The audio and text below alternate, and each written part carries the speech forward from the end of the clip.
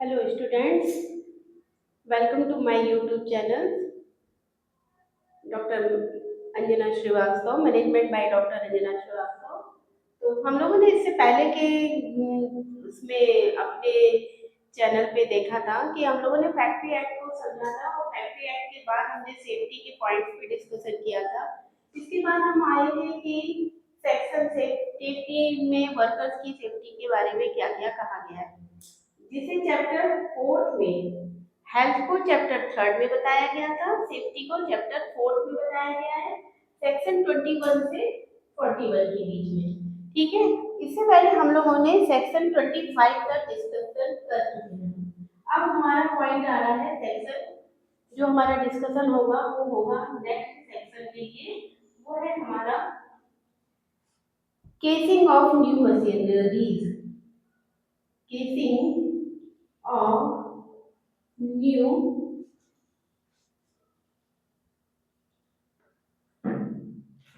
casing of new machinery, जिसे section 26 जिसे section 26 में डिस्क्राइब किया हुआ है। दैट मीन्स यहाँ पे ये एक्ट में ये बताया गया है कि जब न्यू मशीनरीज आ रही है, यदि किसी इंडस्ट्री में न्यू मशीनरीज आ रही है और न्यू मशीनरीज का केस हो रहा है, तो वर्कर्स के साथ उसकी सेफ्टी का ध्यान रखना है। उसकी सेफ्टी के लिए उसका ट्रेंड वर्कर उसके साथ हो, जो कि एक्सपर्ट हो, जो उसको ऑपरेट करने के लिए उसको एक्सपर्ट हो, प्लस उसके साथ साथ उसके जो स्क्रू है, उसके जो इक्विपमेंट जो उसको असेंबल करके मशीनरीज बनाई गई है, वो प्रॉपर तरीके से क्या हो, टाइटली फिट हो।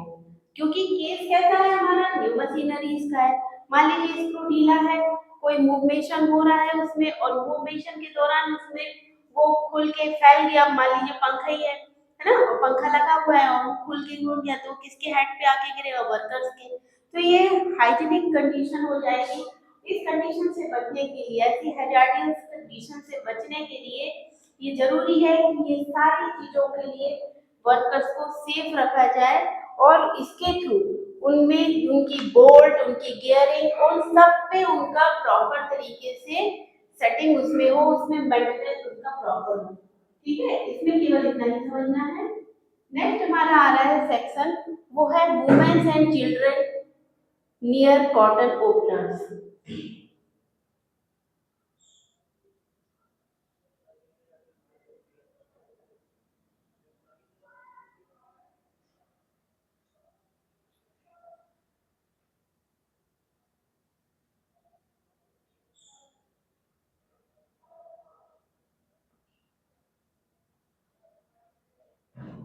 इसी सेक्शन 27 में डिस्क्राइब किया हुआ है women's and children's near cotton opener.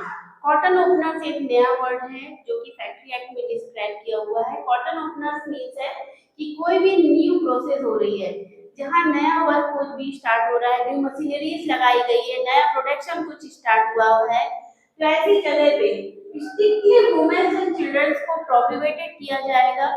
और यदि उनकी जरूरत होती भी है, एक तो होनी ही नहीं, उनको रखना ही नहीं है स्टार्टिंग में, जब तक वो स्मूथली वर्किंग ना करने लगे।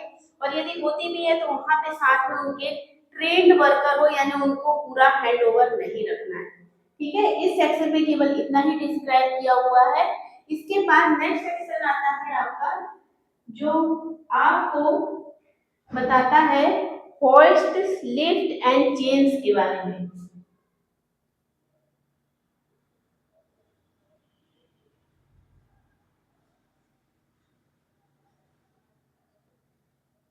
चेन्स एटसेट्रा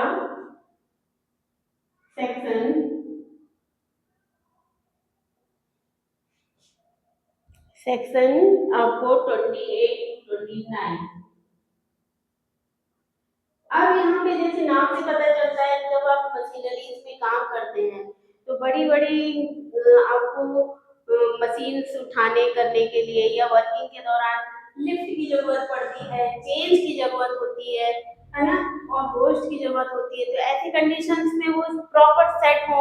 ऐसा नहीं है कि वो वर्किंग कर रहे हैं और वो आधे में ही टूट जाए, लिफ्ट है, चेन से आधे में ही टूट जाए, तो वो जो जो कंसाइनमेंट या जो भी मटेरियल वो यूज हो रहा है वो किसके ऊपर आके गिरेगा, वर्कर्स के ऊपर आके गिरेगा, तो वो किसको हार्मफुल हो जाएगा, वर्कर को। तो यही सेफ्टी पॉइंट यहाँ पे ध्यान रखना है कि जो चीज दी गई है, लाइटिंग मशीन जो यूज है लिफ्टिंग के थ्रू की जाए। बहुत ज्यादा लाइट मशीन से तो प्रॉपर तरीके से कर ले, लेकिन वेटेड मशीन हो रही है तो उसके लिए आप चेन यूज करें, उसको ज्यादा इतना नहीं उसको वेटेड यूज करना है जिससे कि वर्कर्स को क्या हो, प्रॉब्लम क्रिएट हो, उसको मसल्स पेन ज्यादा रहे। ठीक है, नेक्स्ट आपका आता है सेक्शन जिसमें डिस्क्राइब किया हुआ है कि सेक्शन 30 में इसमें ग्राइंडिंग एरियाज, यानी जो मशीनरीज में जो इक्विपमेंट रिवॉल्विंग मशीनरीज यूज की हुई है, सेक्शन में स्पेशली पर्टिकुलर एक्चुअली उसमें नेम नहीं मेंशन किया हुआ है, सेक्शन 30 के नेम से बताया गया है कि यहाँ पे ग्राइंडिंग मशीनरीज या रिसॉल्विंग मशीनरीज जिसे कहेंगे रिसॉल्विंग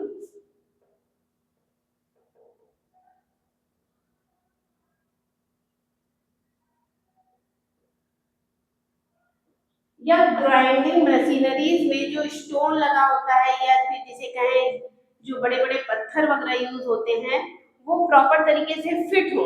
ऐसा नहीं हो कि जब मूवमेशन हो रहा हो मशीन्स का तो वो मशीन्स में उसमें क्या हो, उसकी वजह से वो खुल जाए, वो खुलने से हो सकता है टूट जाए, जब टूटेंगे तो फिर वो ऑब्वियसली वर्कर्स को लगेंगे। तो ये सारी चीजों को यहाँ पे डिस्क्राइब किया हुआ है। नेक्स्ट सेक्शंस में आपको प्रेशर प्लांट के बारे में बताया गया है जिसे सेक्शन 31 में डिस्क्राइब किया हुआ है, प्रेशर प्लांट।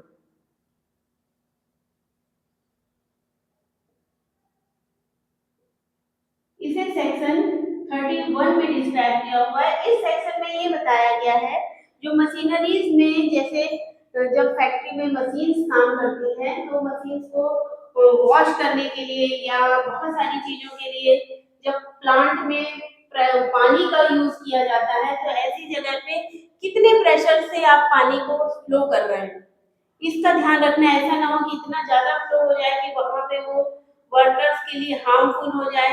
तो प्रेशर्स का उसका कैलकुलेशन रहेगा कि कितने प्रेशर्स के थ्रू वो सारी चीजें वर्किंग प्रेशर्स जिसे कहेंगे वो कैलकुलेट रहेगा कि जिससे वो हार्मफुल ना हो वर्कर्स के लिए, और उतने ही प्रेशर्स के साथ दिया जाना चाहिए पानी का फ्लो जिससे कि वो वर्कर सेफ रह सके।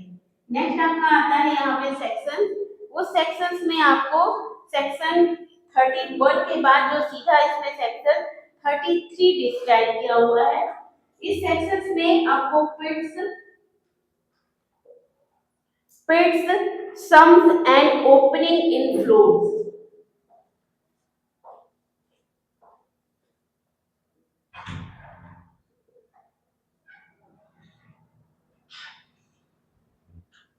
जिसे सेक्शन 33 में।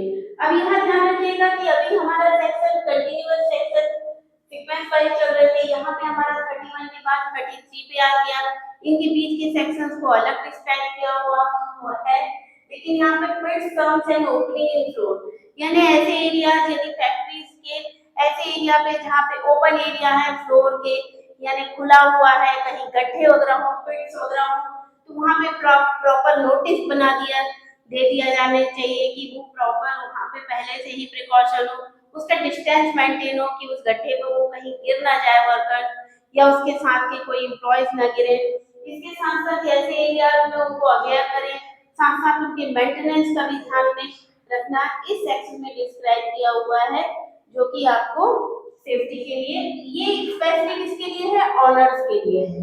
ये सारे रूल्स किसके लिए दिए गए हैं, ऑनर्स के लिए दिए गए हैं।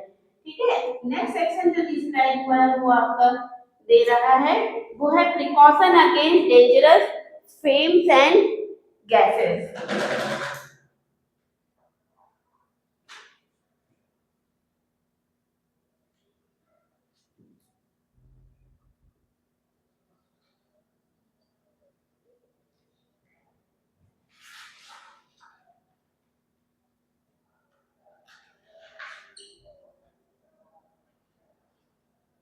इसके सेक्शंस को डिस्क्राइब किया हुआ है सेक्शन 36 में।